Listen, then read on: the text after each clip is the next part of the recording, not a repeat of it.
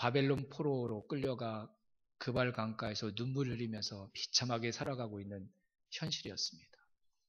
자기 목숨 건지려고 가족들과 알지도 못하는 이방 나라로 흩어져서 이방인처럼 몰래 숨어서 사는 신세로 지금 지내고 있습니다. 이스라엘 본토에 남아있는 가난하고 연약한 이들은 지배국들의 필요에 따라서 이런저런 일을 가리지 못하고 시키는 대로 그 명령에 따라야 되는 불쌍한 처지로 살아가고 있습니다. 최악의 삶을 살아가고 있는 것이죠. 그런데 하나님은 계속 회복을 말씀하고 계십니다. 하나님의 말씀은 단순한 바람이 아니라고 말씀을 드렸죠. 하나님은 생각하시는 걸 말씀하시고 말씀하시는 것을 이루시는 분이 우리 하나님이시라고 말씀을 드렸습니다. 저와 여러분의 하나님이 그런 하나님이신 줄로 믿습니다. 이스라엘의 회복, 그것도 이스라엘의 온전한 회복, 아무도 믿을 수 없는 말이었습니다. 누구도 기대할 수 없는 불가능한 현실이었습니다. 그런데 그 말씀을 누가 하고 계신다고요? 하나님이 하고 계십니다. 그 말씀을 하시는 분이 하나님이시라는 것을 우리가 주목해서 볼 필요가 있습니다. 하나님께서 이런 말씀을 처음 하시는 게 아니거든요. 이스라엘의 역사는 온통 이렇게 불가능한 상황 가운데 하나님께서 말씀하셔서 하나님이 말씀하신 것을 이루신 하나님의 역사의 연속이었습니다. 400년 동안 애굽에서 종살이하던 이스라엘 백성들을 하나님께서 바로의 손으로부터 건져내시겠다고 약속하셨는데 누가 봐도 이루어질 수 없는 일이었는데 하나님 그 일 이루어내셨습니다. 말씀하신 대로 모세를 준비하셔서 모세를 통해 하나님의 능력과 권세로 이스라엘 백성들을 애굽의 왕 바로의 손으로부터 구원해내셨습니다. 40년 동안 광야에서 살았던 이스라엘 백성들, 단 하루, 단 일주일도 살기 힘든 상황과 형편이었습니다. 하지만 하나님께서 그들의 목자가 되어주시고 그들의 하나님 되어주셔서 40년 동안 그들을 약속의 땅까지 인도하시겠다는 하나님의 그 약속을 하나님께서 이루시고 성취하셨습니다. 가나안 땅에 이미 기골이 장대한 백성들이 그 땅의 주인 노릇하고 있는데도 그 가나안 땅이 이스라엘 백성들에게 약속하신 하나님께서 주시겠다고 약속하셨던 그 땅이었기에 그 땅의 주인이 되게 하시겠다고 하나님께서 말씀하셨는데 그렇게 허황되게 들렸던 그 하나님의 맹세와 언약도 하나님께서 성취하시고 이루셨습니다. 하나님께서 말씀하시면 그대로 이루어지는 줄로 믿습니다. 누가 말하느냐가 중요하지 않겠습니까? 말해놓고도 지키지 못하는 사람이 아무리 그럴듯한 말을 한다고 할지라도 그 말은 위로가 될 수 없겠지만 불가능한 상황 가운데 불가능한 일을 말씀하시는 그분이 다른 사람이 아니라 하나님이시라고 한다면 그러면 우리가 그 말 귀 기울여 들어야 되지 않겠습니까?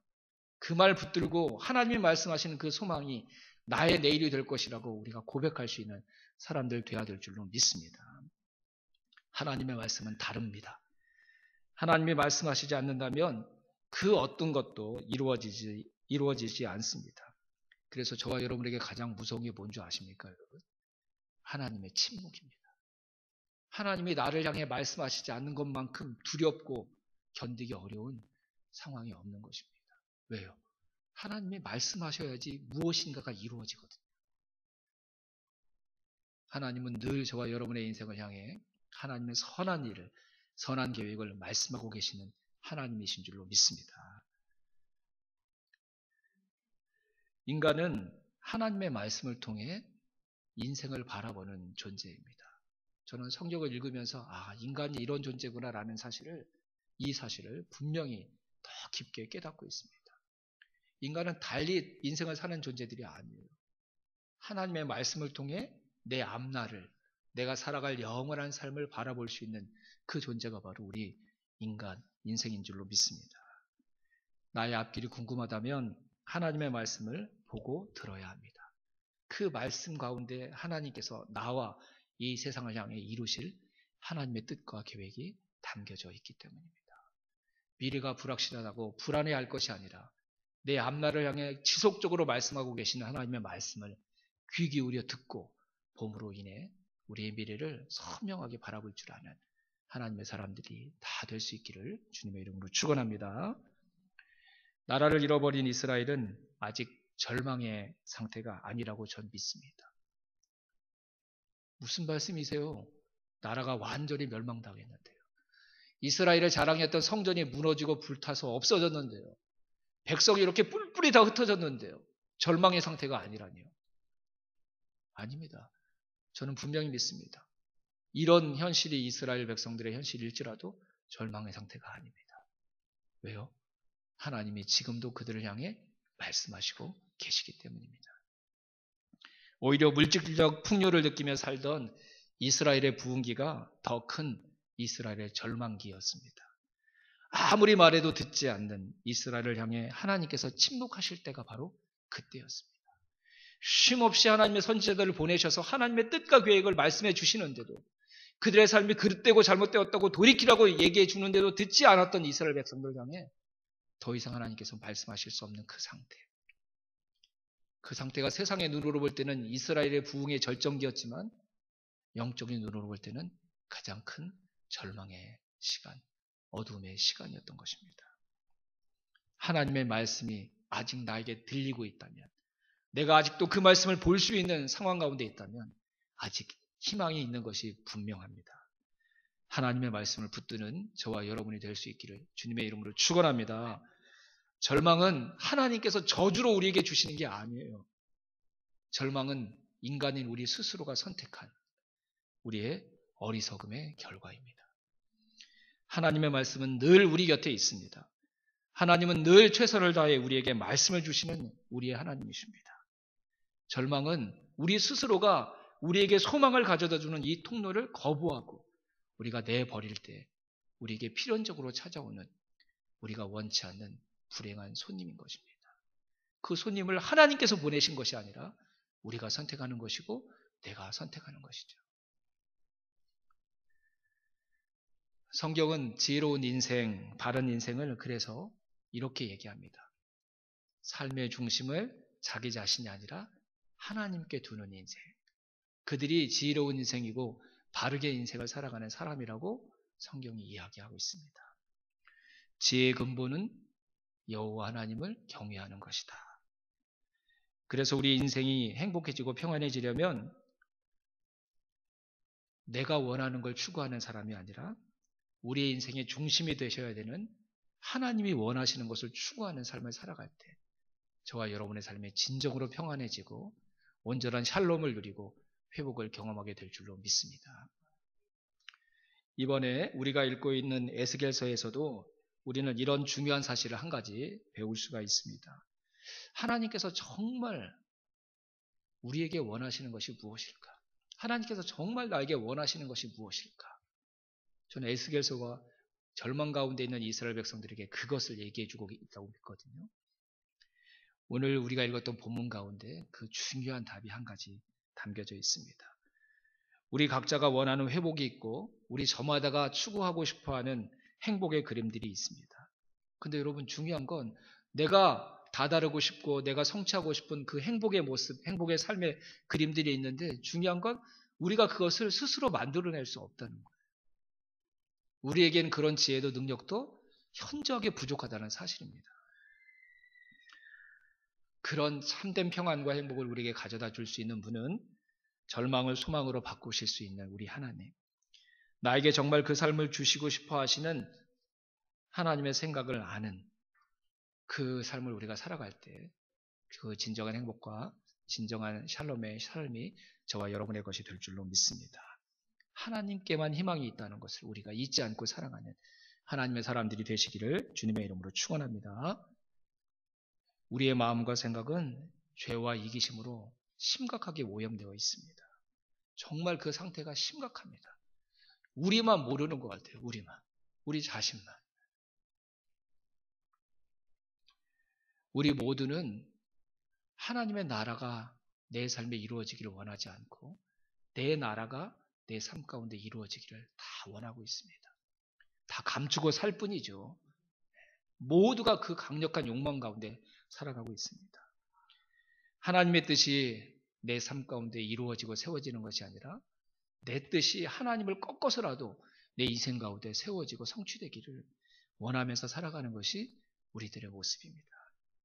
우리가 이런 상태에 있기에 우리가 최선을 다해서 살고 열심을 내어서 살면 살수록 우리는 점점 더 높은 바벨탑을 쌓는 인간에 지나지 않을 것입니다. 바벨탑은 무너질 탑입니다. 그러니까 우리가 이런 잘못된 상태에 있으면서 열심을 내고 최선을 다하면 다할수록 멸망을 스스로 재촉하는 결과가 되고 마는 것이죠. 희망을 스스로 무너뜨리는 삶을 살아가는 것, 그게 바로 우리 인간들의 현실이고 삶의 모습입니다. 이스라엘도 이 길을 걸었습니다.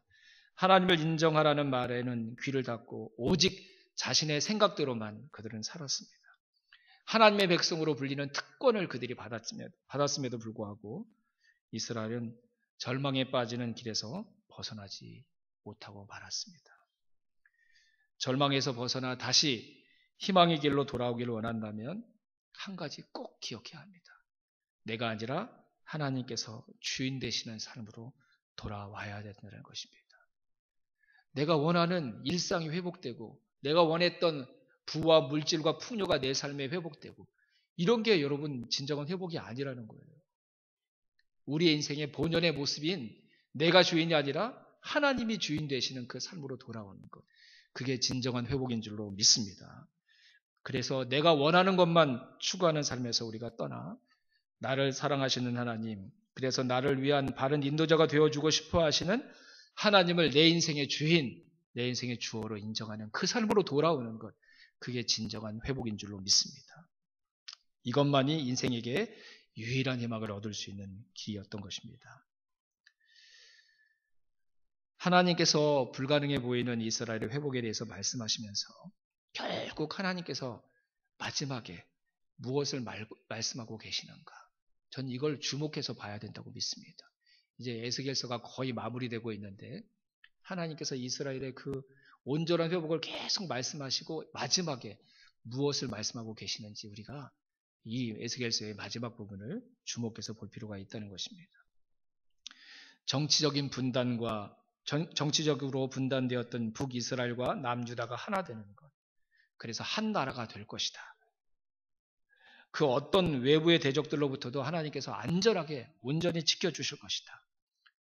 이게 하나님께서 이스라엘의 회복을 말씀하시면서 말씀하셨던 하나님의 계획인데 이것만 이루어져도 전 기적이라고 생각해요. 정말 영원히 하나님께 감사해야 될 감사의 제목이 될 수 있다고 믿습니다. 얼마나 좋은 나라입니까? 분단됐던 남과 북이 하나가 되고 그 어떤 주변 나라들이 침입할지라도 온전하게 하나님께서 지켜주시는 나라, 그 나라로 이스라엘 백성들을 회복시켜 주시겠다고 약속하신 것, 얼마나 대단한 약속입니까? 하지만 하나님의 꿈꾸시는 궁극적인 회복은 거기까지가 아니었습니다. 하나님의 말씀하시는 하나님의 회복의 마지막은 성전의 회복이고 예배의 회복이었습니다. 에스겔 40장부터 길게 그리고 자세하게 회복된 성전의 모습들을 하나님께서 보여주고 계시는데요. 그 내용들이 매우 구체적이고 수치까지 일일이 다 나오고 있습니다. 이런 구체적인 수치까지 등장하고 있는 이런 구체적인 표현은 반드시 하나님께서 이 성전을 회복시켜 주실 것이라는 약속을 이야기해 주는 것이고 하나님께서 가지고 계신 힘과 지혜와 능력으로 반드시 이 성전의 회복을 이루시겠다는 하나님의 의지를 보여주시는 내용이라고 할 수 있을 것입니다. 내용이 너무 길고 많아서 일일이 살펴볼 수 없지만 성전의 회복이 가장 중요하다고 깨닫게 된 내용을 오늘 본문 말씀을 통해서 한 가지만 말씀을 드리도록 하겠습니다. 다시 한번 볼까요? 43장 27절. 43장 27절. 다시 한번 같이 읽어보겠습니다. 시작. 이 모든 날이 다 찬 뒤에는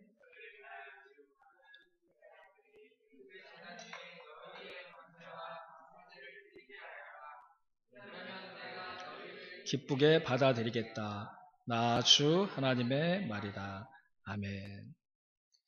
제가 생각했던 이스라엘의 온전한 회복은 무엇이냐면 그러면 내가 너희를 기쁘게 받아들이겠다. 전 이 상태가 되는 게 진짜 이스라엘이 온전히 회복된 상태라고 믿습니다. 내가 원하는 어떤 것이 다 이루어지는 상태가 아니라 내 인생의 진짜 주이신 하나님이 나를 기쁘게 받아들일 수 있는 그 상태, 그런 우리가 될 때 그것이 하나님께서 우리 가운데 이루시고자 했던 진정한 회복이 완성된 상태라고 믿습니다. 하나님께로 돌아오는 것만이 우리가 바르게 회복되는 유일한 길이라고 했습니다. 그런데 여러분 생각해 보십시오. 내가 하나님께 돌아갔는데 하나님께서 나를 기쁘게 받아주시지 않는다고 하면 하나님께 돌아간 일이 무슨 의미가 있겠습니까? 북과 남으로 나뉘어졌던 이스라엘이 한 나라가 되었습니다. 근데 그 나라가 하나님께서 기쁘게 받아주실 나라가 아니라면 그 하나님이 무슨 의미가 있겠습니까? 주변에 있는 어떤 나라들이 이스라엘을 공격해도 그 공격으로부터 다 하나님께서 이스라엘을 막아주시는데 근데 결국 이스라엘은 하나님께서 기쁘시게 받을 수 있는 나라가 아니라면 그게 어떻게 온전한 회복이라고 이야기할 수 있겠습니까? 혹시 분단된 나라가 하나 되지 못할지라도 혹시 주변 나라가 계속 이스라엘을 괴롭힐지라도 이스라엘이 하나님께서 받으실 만한 기뻐하실 만한 그런 나라 그런 백성들이 된다면 오히려 그것이 더 온전한 회복 아니겠습니까, 여러분? 내가 원하는 것이 이루어지는 게 회복이 아닙니다. 하나님께서 나를 기쁘시게 받을 수 있는 사람으로 내가 회복되는 것. 그것이 우리가 끝까지 우리의 인생의 목표로 삼고 싸워내야 될, 이루어내야 될 우리의 삶의 목표가 되어야 될 줄로 믿습니다. 회복과 소망이 필요한 절망 속에 있는 사람들이 그 회복을 하나님께 구하면서 자기 자신의 만족과 자기 자신의 기쁨을 추구해서는 안 됩니다. 내 힘으로 지금 이 상태에서 벗어날 수 없어서 누군가의 도움을 간절히 원하는 사람이 그 도움을 요청하면서 나를 이런 상태로 만들어주세요. 이렇게 그 사람한테 요구할 것이 아니라는 것입니다. 그 기본 아닌가요, 여러분?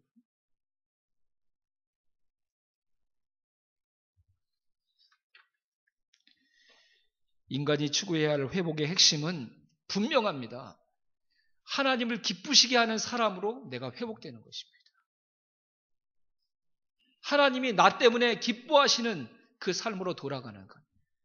그게 우리가 꿈꾸고 우리가 이루어내야 될 우리의 삶의 회복인 줄로 믿습니다. 잃어버린 이스라엘 땅을 다시 회복해 그 땅으로 돌아오는 것이 아니라 하나님을 기쁘시게 해드리는 삶의 자리로 돌아오는 것. 그것이 이스라엘의 진정한 회복이었습니다. 마른 뼈와 같은 죽음의 상태에 있던 인생이 다시 힘 있는 군대로 다시 살아나고 회복되는 것. 그것이 온전한 회복이 아닙니다. 하나님을 기쁘시게 해드리는 삶을 살고 싶은 열망과 태도를 지닌 자로 변화되는 것. 그것이 새로운 이스라엘 백성들이 갖춰야 될 자격이고 요건이었습니다. 코로나 사태 회복을 위해서 우리가 간절히 기도하고 있습니다. 무엇을 회복이라고 생각하고 기도하고 계신가요, 여러분? 아무 걱정 없이 일상을 살아가고 직장에 출근하고 아이들 학교 보내고 이런 삶이 다시 우리에게 돌아오는 게 이 코로나 사태의 진정한 회복일까요? 다시 이 자리 사랑하는 성도들이 함께 탁 앉아서 성가대가 찬양도 하고 찬양된 전체가 찬양을 드리고 온갖 악기를 통해 하나님 앞에 온전히 예배드리고 그 상태로 우리가 돌아가는 것, 그게 진짜 우리가 꿈꿔야 될 회복일까요, 여러분? 아닙니다. 하나님이 기뻐하시는 그 사람으로 다시 우리가 일상을 살아내는 것, 하나님께 예배드리고 주의 이름으로 모이는 사람이 되는 것, 그것이 진정한 회복인 줄로 믿습니다. 27절의 말씀, 제가 중요하게 여겼던 그러면 내가 너희를 기쁘게 받아들이겠다 라고 말씀하신 말씀 앞에 어떤 말씀이 있는지 한번 보십시오, 여러분. 뭐라고 되어 있죠? 너희의 번제와 감사제를 드리게 하여라. 그리고 나서 그러면 이 말씀이 나오고 있죠. 그렇죠? 번제와 감사제. 감사제는 우리가 화목제로 잘 알고 있는 제사의 내용이에요.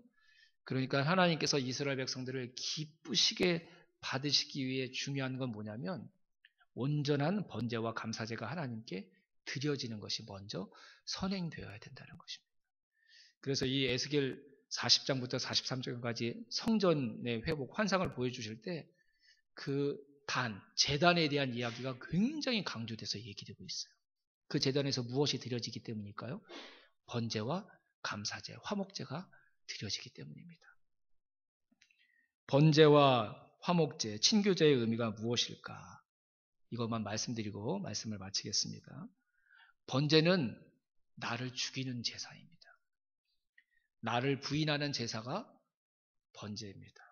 내가 지은 죄 때문에 하나님 앞에 그 죄 용서를 구하면서 드리는 제사가 번제잖아요. 그렇죠? 내 죄를 태워 주십시오.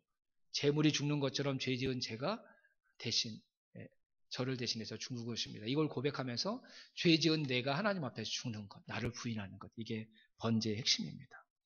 그래서 그 번제를 통해 누구와의 관계가 회복되는 걸까요? 하나님과의 관계가 회복되는, 그것을 추구하면서 드리는 제사가 번제입니다. 저와 여러분의 삶에 온전한 번제가 하나님께 드려지기를 주님의 이름으로 축원합니다. 하나님과의 관계가 회복되는 것보다 더 중요한 일이 어디에 있습니까? 저와 여러분의 매일의 삶이 하나님께 진심으로 드려지는 번제가 되기를 주님의 이름으로 축원합니다. 번제는 왜 필요하냐면요, 내가 하나님보다 커졌기 때문에 번제가 필요해지는 거예요. 내가 하나님보다 작다고 생각하면 어떻게 하나님의 말씀, 하나님의 명령을 어길 수가 있습니까? 그런데 그 하나님의 계명과 말씀을 어긴다는 말은, 그렇게 죄를 짓는 삶을 살아간다는 말은 뭐예요? 내가 하나님보다 커진 것입니다. 그래서 온전한 번제를 드리면 하나님보다 커졌던 내가 죽게 되어서, 부인되게 되어서 다시 하나님보다 작아진 존재, 하나님의 말씀을 귀 기울여 듣고 그 말씀을 두렵고 떨리는 마음으로 순종하고 지킬 수 있는 존재로 회복되는 것을 의미하는 것이죠. 그 번제가 회복되면, 그러면 내가 너희를 기쁘게 받아들일 것이다. 하나님께서 이 약속을 하신 줄로 믿습니다. 또 친교제, 화목제는 누구와의 관계를 회복하는 제사일까요, 여러분? 이웃과의 관계를 회복하는 제사입니다. 이 화목제의 중요한 포인트는 뭐냐면요, 제사를 드리고 남은 제물을 제사장과 내 주변에 있는 이웃들과 같이 그 제물을 나누어 먹는 것입니다. 그래서 번제와 화목제는 거의 같이 이어지거든요. 번제만 따로 드리는 제사는 거의 없었습니다. 번제를 드리고 나서 이어서 화목제를 같이 드리는 것이죠. 무엇을 추구하라는 말씀일까요? 하나님과의 관계가 회복되면 그것을 가지고 이웃과의 관계도 회복하는 삶을 살아가라는 하나님의 엄중한 경고였던 것입니다. 내가 하나님보다 커지면 반드시 우리는 내 주변에 있는 우리의 이웃보다 커집니다. 그래서 그 이웃들의 뜻, 그들이 원하는 것을 해주는 인생이 아니라 그들을 희생해서 내가 원하는 것을 얻고자 하는 인생을 살아가게 되어 있습니다. 온전한 감사자와 회목제를 드리는 사람은 이웃보다 커졌던 자신을 항상 이웃보다 작은 자로 다시 원위치 시켜놓는 하나님의 사람으로 살아가게 되어 있습니다. 이웃보다 내가 커지지 않으면 반드시 우리의 이웃과 우리가 건강하고 좋은 관계를 유지하면서 살아갈 수 있는 것이 우리의 인생입니다. 하나님께서 우리에게 무엇을 요구하십니까? 내가 너를 기쁘게 다시 받아들일 수 있도록 나보다 커졌던 너를 나보다 작게 만들어라. 이웃보다 항상 더 높았던 너를 이웃보다 낮추는 자로 너의 삶을 되돌려 놓아라. 그리고 그 상태로, 그 마음으로 나에게 드리는 번제와 감사제를 드리면 내가 그 제사를, 그 예배를 기쁘게 받아들이겠다. 그리고 너희도 내가 기쁘게 다시 받아들이겠다. 하나님께서 이 말씀을 하고 계시는 줄로 믿습니다. 하나님은 떠나지 않고 여전히 우리 스스로가 무너뜨렸던 우리의 삶에 그대로 머물러 계시는 줄로 믿습니다. 하나님이 계시면 그곳이 성전이지 않습니까, 여러분?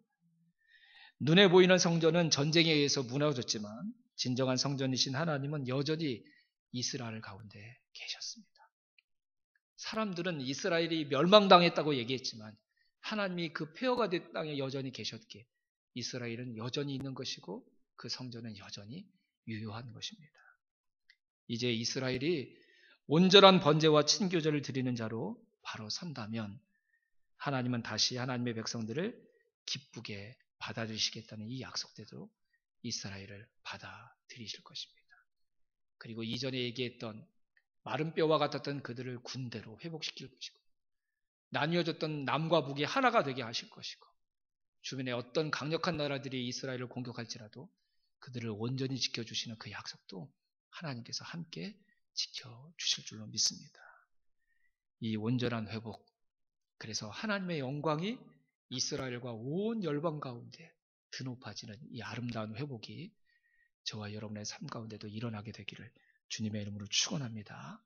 주의 영광이 가득한 거룩한 성전, 저와 여러분 한 사람의 한 사람의 삶과 인생이 하나님은 그렇게 회복되기를 간절히 원하시고 그래서 저와 여러분의 삶을 떠나지 않고 지금도 함께 계시는 줄로 믿습니다. 그리고 또 말씀하시고 또 말씀하셔서 저와 여러분들이 어떻게 그 온전한 회복의 자리까지 다다르게 되어야 되는지 지속적으로 이끌어 주시고 인도해 주실 줄로 믿습니다. 사랑하는 성도 여러분, 우리 더 작아지고 더 낮아집시다. 그 모습으로 하나님께 예배 드릴 날을 함께 준비하는 우리 공동체가 될 수 있기를 주님의 이름으로 축원합니다. 다시 예배 드리는 것이 회복이 아니라 하나님께서 기쁘게 받으실 예배를 드릴 수 있는 그 예배를 준비하는 것, 그 사람이 되는 것, 그게 저와 여러분을 향한 하나님의 진정한 회복의 뜻인 줄로 믿습니다. 조금이라도 더 우리를 작게 만들고 더 낮은 자리로 거할 수 있도록 우리를 하나님의 말씀에 따라 계속 처복종시키는 거룩한 결단과 거룩한 순종이 저와 여러분의 삶 가운데 일어나게 되기를 주님의 이름으로 축원합니다. 우리의 삶에 하나님의 영광이 가득한 것, 하나님은 그 기쁨과 영광을 우리에게 온전히 나누어 주고 싶어 하십니다. 무엇을 해야 되는지 오늘 주신 이 말씀을 통해 우리가 우리의 가슴으로 듣고 우리를 더 작고 낮추는 거룩한 번제와 화목제를 드릴 수 있는 하나님의 사람으로 함께 우리 자신을 준비해 나가십시다. 그러면 반드시 이 온전한 회복을, 이 놀라운 영광을 함께 경험하는 그 삶을 살아가게 될 줄로 믿습니다. 함께 기도하겠습니다. 우리 한 가지만 기도할까요? 하나님, 더 작아지고 더 낮아지게 해주십시오. 하나님보다 더 컸던 우리를 깨트리게 도와주시고 다른 사람 머리 위에 군림하려고 했던 높아졌던 우리 자신을 더 낮추게 해주시옵소서. 그래서 하나님 앞에 온전한 번제, 온전한 감사제 드릴 수 있는 하나님의 사람으로 나를 준비하게 하시고 변화시키게 하여 주시옵소서. 주신 말씀 붙들고 우리 함께 기도하도록 하겠습니다. 기도하겠습니다. 아버지,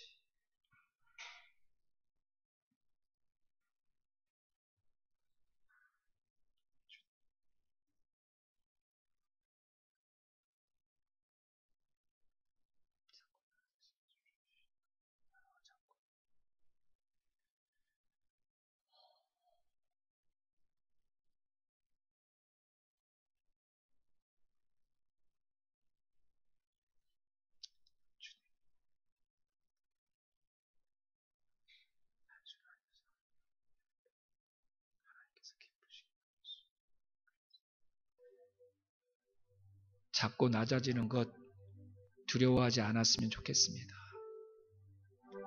그것이 하나님께서 우리를 기쁘시게 받으시는 유일한 길이라고 생각하면 얼마든지 더 낮아지고 더 작아질 수 있습니다. 하나님이 저와 여러분 안에 하나님께 기쁨으로 받아들여지는 존재가 되고 싶어하는 거룩한 열망을 부어주시기를 주님의 이름으로 축복합니다. 성령님의 그 거룩한 열망 우리 안에 만들어 주실 줄로 믿습니다. 내가 원하는 것을 회복하는 것이 아니라 하나님이 원하시는 그것을 회복하고 싶어하는 거룩한 믿음의 열망, 우리 공동체 가운데 하나님께서 허락해 주실 줄로 믿습니다. 다시 모일 날, 그날을 단순히 기뻐하는 자들이 아니라, 기대하는 자들이 아니라 기쁨으로 하나님께 드려질 거룩한 우리의 모습, 우리가 그것을 준비하는 것, 그 일에 우리가 이번 한 주 최선을 다할 수 있기를 주님의 이름으로 부탁드립니다. 하나님께서 도와주실 것입니다. 성령님이 역사해 주실 것입니다. 더 낮아지는 기쁨 충만하게 누리도록 주님께서 인도해 주실 것입니다. 기도하겠습니다. 이제는 우리 주 예수 그리스도의 은혜와 하나님 아버지의 무한하신 사랑과 성령님의 감화감동 교통 역사하심이 기쁨으로 더 낮아지고 더 작아져서 하나님이 기쁨으로 온전히 받아주실 그 회복된 사람 되고 싶다고 하나님 앞에 고개를 숙이고 기도하고 찬양하고 결단한 함께 예배한 모든 이들에게 이제로부터 영원토록 함께 있을지어다. 아멘.